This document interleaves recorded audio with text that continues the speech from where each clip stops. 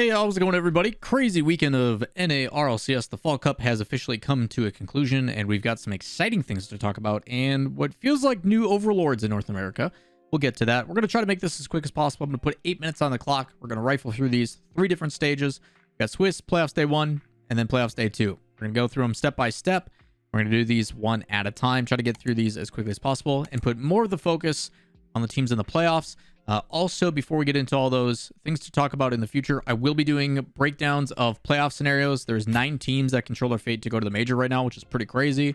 We've also got tiebreakers that we're going to be covering this week and seeding. I've already got those out, so check my Twitter if you'd like to see those. Otherwise, I'll cover them in a video later this week. So without further ado, let's jump into the actual matches that went down this week. First up is the Swiss stage. You had 8 teams that ended up making it through. You've got FaZe Clan, Furia, NRG, Complexity, Space Station, Optic, Version 1, and Gen.g in that order. The craziest thing to take away from the Swiss stage is that G2 Esports beats 36 Rising 3-0, beats V1 3-0, and then loses to Fury in 5, loses to Space Station in 5, and then loses to Gen.g in 4. So what was a team that was on the brink of qualifying 2-0, possibly 3-0, then loses 3 in a row and goes out. There's a lot of talk about this, a lot of complication in this. Sometimes as a top team, you're going to have to play and win against another top 8 team. They did that against Version 1. Difficulty of having to do it again. Talk about the difficulty of trying to be a top 8 team in North America right now. I would say there's essentially 10 to 11 teams all right now fighting for 5 spots.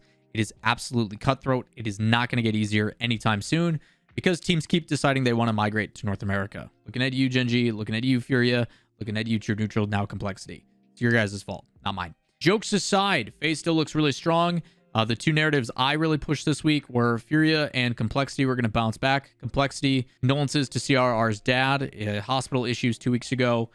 This time around, it seems like things are clicking, so they look a lot better. Furia has settled into Miami after the move and the migration.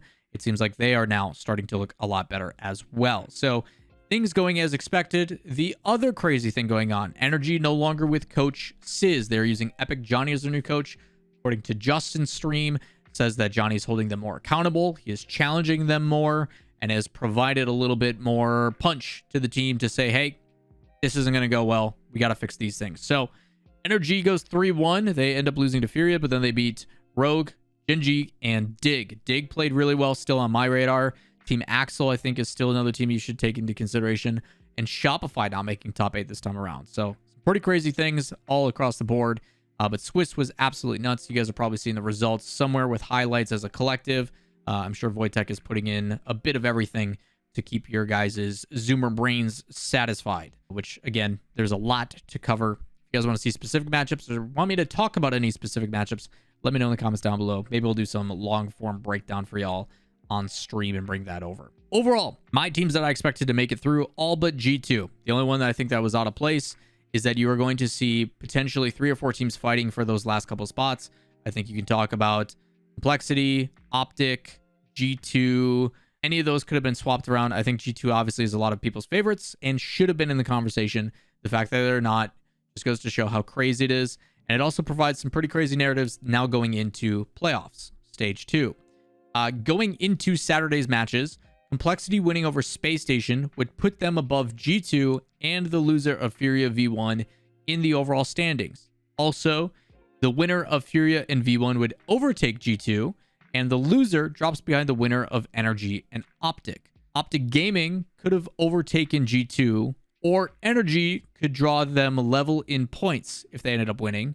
And then the last regionals grand final is a quarterfinal match this time around. So with that said, let's take a look at the bracket, some of the craziness that's going on, and it's just the second regional. You had FaZe versus Gen.g, you had Space Station versus Complexity, Furia versus V1, NRG versus Optic.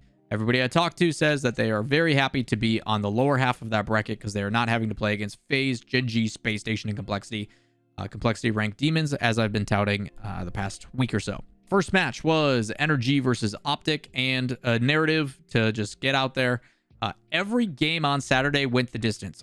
28 possible matches, 28 games were played. All best of 7s going to 7. It was a bloodbath. That's what I want to say. Yeah, craziness. NRG and Optic. NRG starting to play a bit more aggressive. With that said, very close series. A lot of 1-goal games. All but two, I think. Yeah, games 4 and 5 were 2-0, 2-0 each trading.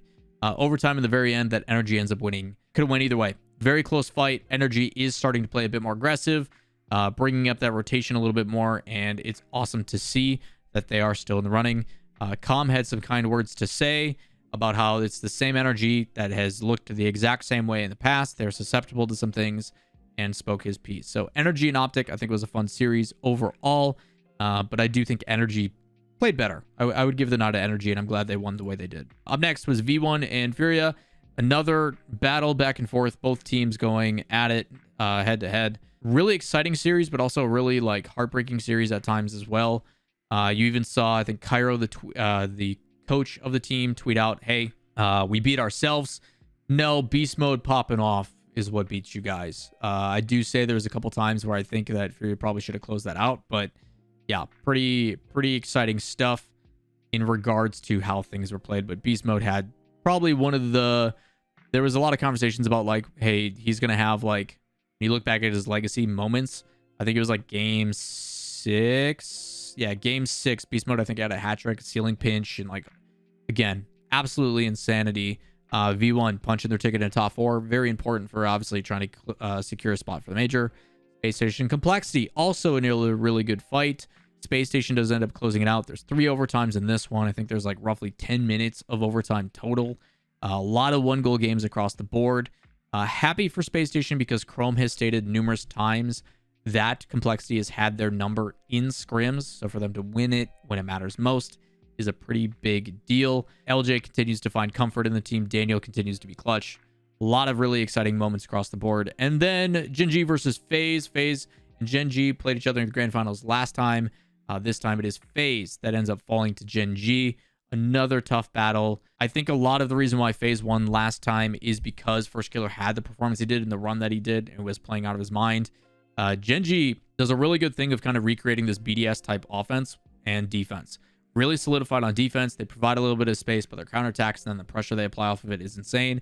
They pre-jump everything. Just unreal play from gen.g. They look like the real deal, and they're only going to get stronger as they get more reps together. So yeah, they're scary. We then go into the third and final day, Championship Sunday. It's V1 versus NRG, and it is 4-1 in favor of NRG. There is 3 overtimes, very close series. NRG's only game that they won was 3-1 in game 2. Com at one point had 20 demos in one of the games, which sets a record for the most in an RLCS series. That was kind of the goal. Get them tilted and continue to demo them. Despite that, still a good fight from NRG. Much better looking NRG from what we've seen in the past.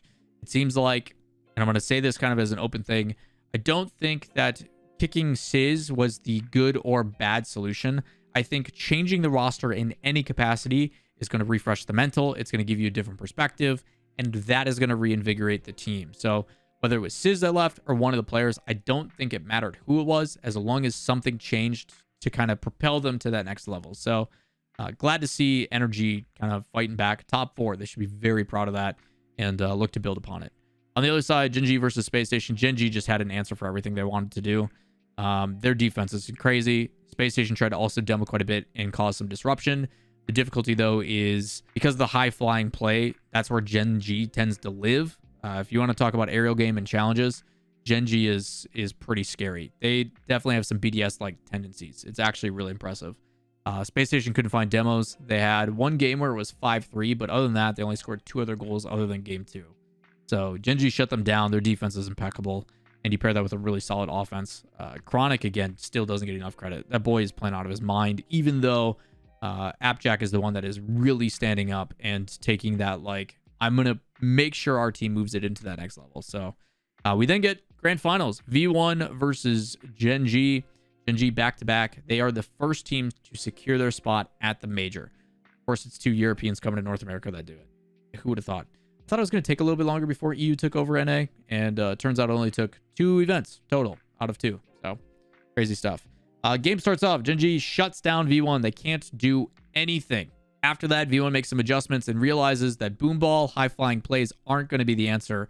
Keep it grounded, slow the play in front of their net, and kind of suffocated gen.g. It was actually pretty crazy to see that V1 was very methodical in their way of dissecting that defense. Slow plays, constant challenges, a lot of solo stuff to draw people out. But I say that, and this game was a fight. Absolute insanity. Game 2 was a 2-minute 7-second OT. Game 4 was a minute 35. Game 5 was 3:36. Game 6 was 5:01. Game 7 was 1:06. This series could have went either way. A couple of differences in those overtimes, and we have a totally different series. It does come down to the wire. It's a complete battle. This was a treat of a weekend for RLCS. Highly recommend if there's any matches you would like to see again, go back and watch them. I highly recommend. They will not disappoint you. Very exciting things. But yeah, V1 Gen.g was a battle. It was a treat to watch. A lot of really close moments, a lot of really cool moments from both teams too, in the way that they had tackled and approached the field. But V1 primarily, I will say, did bring a better game plan, I would say, with the way that they approached it. Gen.g's defense is incredible. They do a really good job of kind of doing that counterattack, but still the high-flying aerials. They pre-jump everything. They shut things down. Every time it looked like V1 was going to be able to move on to offense, there was someone from Gen.g that was immediately pre-jumping, following up another touch, and then they were able to bring it the other way. Like, they alleviate pressure so well. So enough gushing about Gen.g. Congratulations to V1. Obviously, I'm very happy about that. And hopefully it helps my ability to go to Rotterdam, because I would love to see you guys. But version 1 is your Fall Cup champs. That is the recap. I'm not going to waste any more of your time. I'm going to try to cut through these as quick as possible and make them very easy grind and a watch for your guys' afternoon/lunch. So again, if you guys would like to see anything else, more stuff coming in the future about what we're covering. Also, interview with Sunless Khan about Rule 1 Esports coming soon. So make sure you guys hit subscribe, turn on notifications so you don't miss that. Like the video if you enjoy it. Comments down below, thoughts, questions, concerns about this weekend, your favorite moments. And we'll see you in the next video.